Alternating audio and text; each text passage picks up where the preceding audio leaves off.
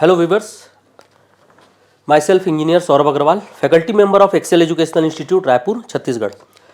अभी CA foundation दिसंबर 2023 का result अभी कुछ दिन पहले आया और हमेशा की तरह एक्सेल एजुकेशनल इंस्टीट्यूट के स्टूडेंट्स ने रिकॉर्ड ब्रेकिंग रिकॉर्ड बनाते हुए अगेन नया रिकॉर्ड सेट करते हुए बोलना चाहूँगा मैं, ज़बरदस्त रिज़ल्ट दिया है सारे स्टूडेंट ने। और इसी कड़ी में एक और स्टूडेंट आज हमारे साथ है और ये स्टूडेंट के लिए मैं एक स्पेशल ख़ास अचीवमेंट इनका इसलिए भी मानता हूँ, इन्होंने मैथ्स में 96 आउट ऑफ 100 स्कोर किया है। बहुत ज़्यादा ख़ास अचीवमेंट मैं इसलिए भी बोलूँगा कि ये 11th-12th मैथमेटिक्स बैकग्राउंड से नहीं थे, इवन ये कॉमर्स स्टूडेंट थे और 11th-12th में इन्होंने एडिशनल मैथ्स भी अडॉप्ट नहीं किया था। यानी कि सीए फाउंडेशन करने के लिए जब ये एक्सेल एजुकेशनल इंस्टीट्यूट आए तो इनके लिए मैथ्स एक प्योर नया सब्जेक्ट था। तो हमारे साथ आज हमारे एक्सेल के होनहार स्टूडेंट है स्वयं साहू, जो कि रायगढ़ से बिलोंग करते हैं। रायगढ़ से ये रायपुर आए और हॉस्टल में रह कर के इन्होंने अपना सीए फाउंडेशन का जर्नी स्टार्ट किया। तो सबसे पहले तो बहुत बहुत बधाई स्वयं। ये बहुत ही ज़्यादा हमारे लिए बहुत बड़ा एक प्राउड मोमेंट रहता है। आप जैसे बहुत स्टूडेंट्स बहुत अच्छा स्कोर करते हैं। अभी कुछ समय से आईसीआई ने ऑल इंडिया रैंक देना बंद कर दिया है सीए फाउंडेशन में, लेकिन ठीक है, आप हमारे लिए ऑल इंडिया रैंकर ही हैं। इतना ज़बरदस्त स्कोर करने के बाद अगर आज के डेट में आईसीआई ऑल इंडिया रैंक देता तो ऑब्वियसली आप एआईआर ग्रुप में भी हमारे साथ, ठीक है। तो बेटा कोई बात नहीं, ये तो आपका टैलेंट है कि अब इंटर में ऑल इंडिया रैंक और फाइनल में ऑल इंडिया रैंक लाते हुए आप सीए बने, ये हमारी शुभकामनाएं हैं। तो बेटा ये जो आपने कमाल किया है और जो इतना बढ़िया रिजल्ट लाया है, और आप जब ये सीए की जर्नी स्टार्ट करने के लिए एक्सेल आए तो क्या सोच थी कि मैं मैथ्स वाला नहीं हूँ, पहले 11th-12th मैथ्स नहीं पढ़ा हूँ और ज़बरदस्ती का एक ना सीए करने जो स्टूडेंट आते हैं कॉमर्स बैकग्राउंड से वो एक दिमाग बिठा लेते हैं कि मैथ्स टफ है, ऐसा कुछ। तो मैं चाहता हूँ कि आप वो शुरू से वो पहला दिन याद करते हुए मुझे बताएं कि कैसा फील था आपके अंदर, कैसी फीलिंग्स थी फर्स्ट डे को लेके और अब एक्सेल आया और मैथ्स को लेके, और फिर आपने किस स्ट्रेटेजी के साथ पूरे सेशन में पढ़ाई की। तो ये जो ज़बरदस्त परफॉर्मेंस आपने दिया है, जो इतना ज़बरदस्त रिजल्ट लाया है, इसके बारे में आपसे हम जानना चाहेंगे। क्योंकि अब जो आने वाली जो हमारी जनरेशन है, आने वाले जो स्टूडेंट हैं, जो आने वाले बैचेस में सीए फाउंडेशन करने यहाँ आएंगे, और पूरे ऑल ओवर इंडिया के स्टूडेंट्स जो नॉन मैथ्स बैकग्राउंड से हैं, उनको भी बहुत ज़्यादा आपके बातों से सपोर्ट मिलेगा, उनको सजेशन मिलेगा और उनको भी एक रास्ता पता चलेगा कि कैसे हम इतना बढ़िया स्कोर कर सकते हैं। तो स्वयं बताइए बेटा।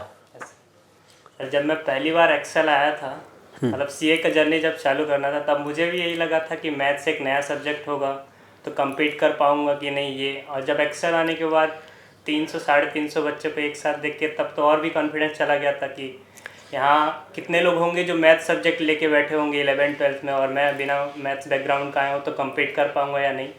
लेकिन धीरे धीरे जैसे क्लास चलते गया, प्रॉपर अटेंड करते गया, तो धीरे से ऐसा लगा कि नहीं, कवर तो हो ही सकता है, ऐसा इजी ही है।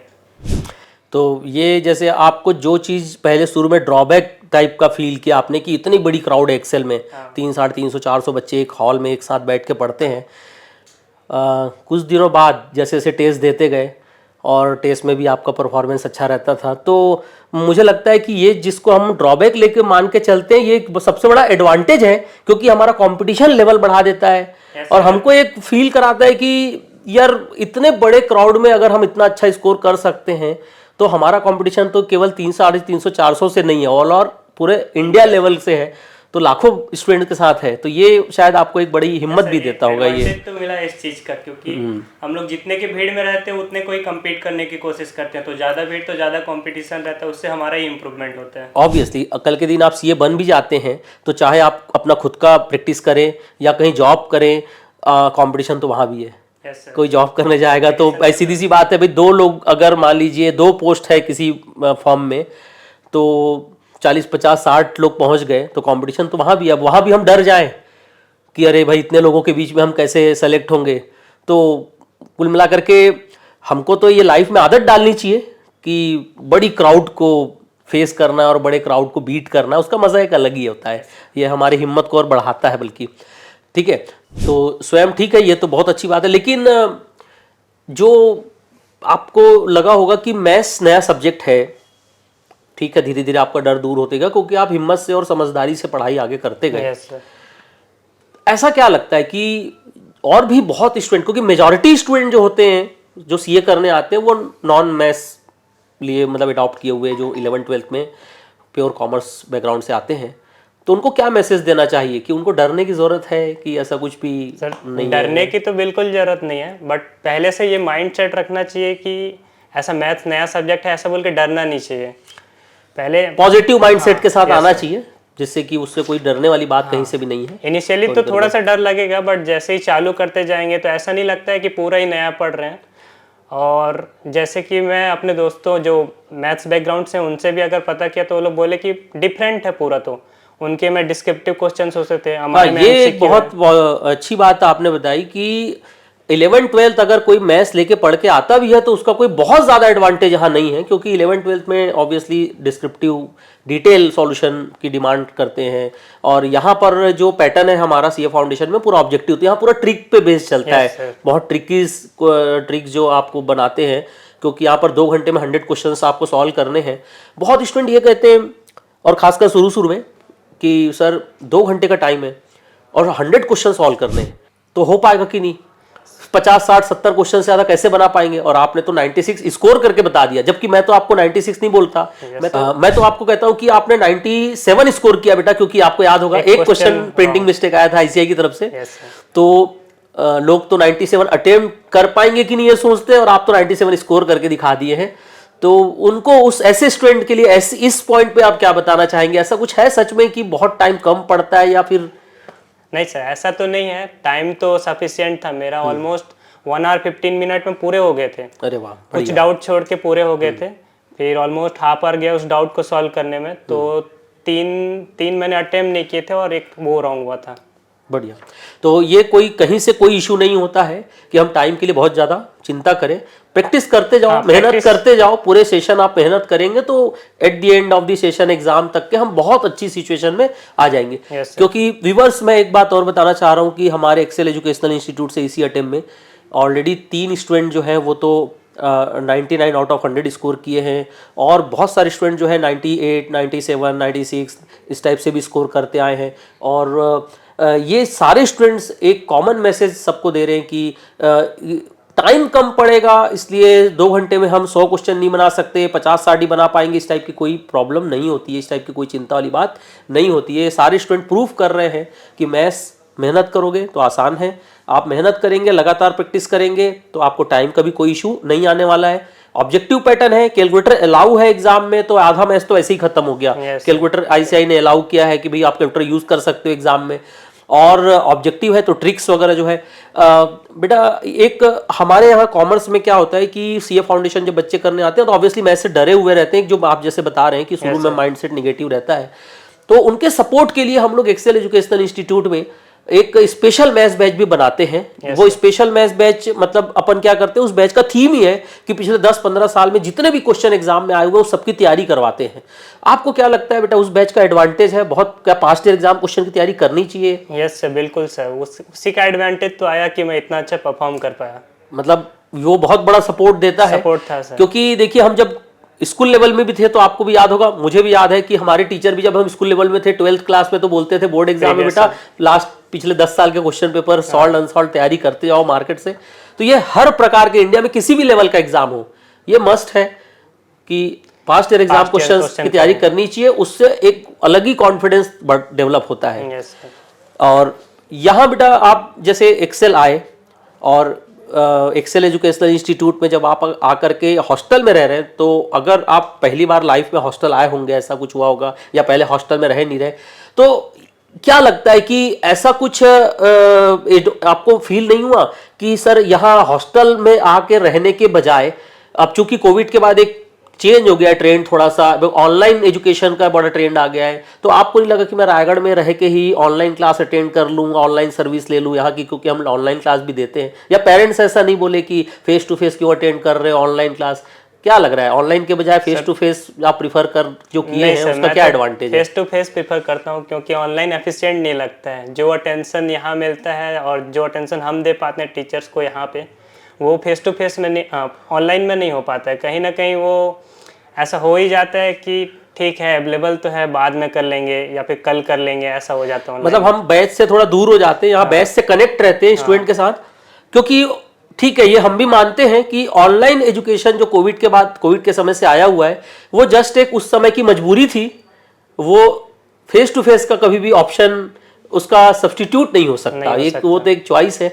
बहुत सारे ठीक है किसी कारण से, हाँ बस उसको एक एडवांटेज के तौर पे देखें तो बस ये बोल सकते हैं कि आप face to face class attend करो, face to face class join करो। भगवान न करे कभी किसी की तबीयत खराब हो गई या किसी कारण से घर जाना पड़ा तो एक कम से कम क्लास मिस नहीं होगा, ये चीज का एक फैसिलिटी है।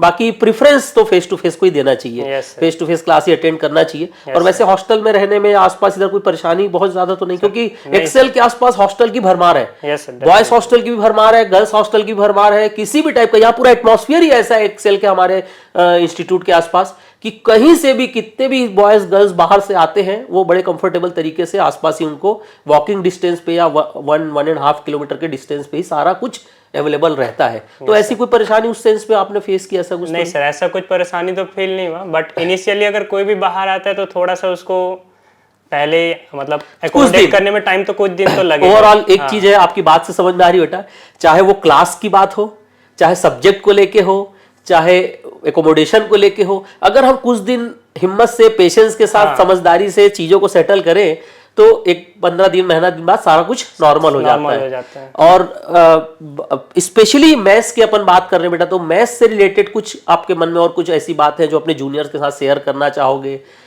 जो आप उनको सजेशन देना चाहोगे, या जो आपका यहाँ एक्सपीरियंस रहा है, क्या अच्छा लगा वो चीज?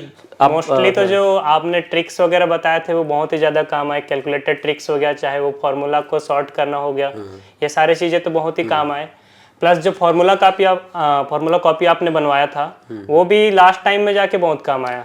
ऑब्वियसली मतलब हम जो पूरे 6 महीना मेहनत करते हैं उसकी एक समरी तैयार हो जाती है, फॉर्मूले पूरे एक जगह कलेक्ट हो जाते हैं, तो लास्ट मोमेंट पे रिवीजन करने के पूरा बहुत फास्ट अपना रिवीजन हो जाता है। और क्लासेस रेगुलर अटेंड करना, जो अपन बोलते हैं स्टूडेंट को कि क्लासेस आप रेगुलर अटेंड करिए, बिल्कुल भी क्लास गोल मत करिए, बंक मत करिए क्लासेस। और वो आप तो, हम तो देखते ही थे कि आप तो पूरा रेगुलर अटेंड करते थे क्लासेस। और इसके अलावा घर में या हॉस्टल में जब आप जाते थे तो क्या लगता है tentative per day on an average कितने आवर्स का आप सेल्फ स्टडी निकाल लेते थे सब कुछ क्लास के बाद? जब क्लासेस रेगुलर चलते थे तब तो वही लगभग almost 4 hours per day self study के लिए निकाल लेते थे, एक्सेल का टाइम छोड़ के। और जब आप हमारे यहाँ एक्सेल एजुकेशनल इंस्टीट्यूट में 2 बैच बनती है नवंबर दिसंबर के अटेम्प्ट के लिए, और एक जस्ट अभी अप्रैल से बैच बन जाएगी। जैसे ही अभी 12th एग्जाम, बोर्ड एग्जाम होगा, तुरंत within 1 week first batch चालू हो जाती है। आप आई थिंक फर्स्ट बैच में थे, और सेकंड बैच हम लोग 1 महीने बाद चालू करते हैं। तो आप फर्स्ट बैच में ज्वाइन करने का एक एडवांटेज ये होता है कि पीएल उधर ज्यादा मिल जाता है। तो वो जो पीएल था उसमें क्या स्ट्रेटेजी थी आपकी, मतलब कैसे आपने पढ़ाई किया उस पीएल में? ऑब्वियसली फिर क्लासेस तो आनी नहीं है, तो पूरा 24 आवर हमारे हाथ में है। क्योंकि बहुत स्टूडेंट को हम देखते हैं कि पीएल में जब वो अपने वापस होम टाउन जाते हैं, घर जाते हैं, तो फिर वापस बिखर जाते हैं वो। थोड़ा दिन अभी तो आए हैं पढ़ के, तो थोड़ा पेरेंट्स के साथ, कभी दोस्तों के साथ, पुराने दोस्त मिलते हैं वहाँ। तो क्या लगता है कि पीएल जो है वो कितना इंपॉर्टेंट है किसी एग्जाम के रिजल्ट के लिए? पीएल में तो मोस्टली ये प्रेफर करना चाहिए कि जहाँ रह के पहले से पढ़ रहे हैं वही पढ़ना चाहिए, वापस होम टाउन नहीं जाना चाहिए, क्योंकि माइंड डिस्ट्रैक्ट होता ही है।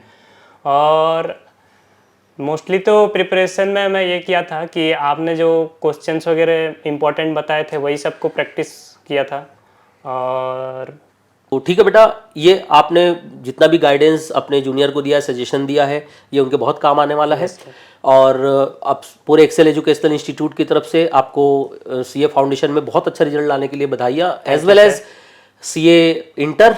एंड आप सीए इंटर भी एक्सेल एजुकेशनल इंस्टीट्यूट से ही कर रहे हैं। सीए इंटर के लिए, फाइनल के लिए, पूरे फ्यूचर के लिए, आपके ब्राइट फ्यूचर के लिए पूरे एक्सेल एजुकेशनल इंस्टीट्यूट की शुभकामनाएं आपके साथ है बेटा। Thank you so much.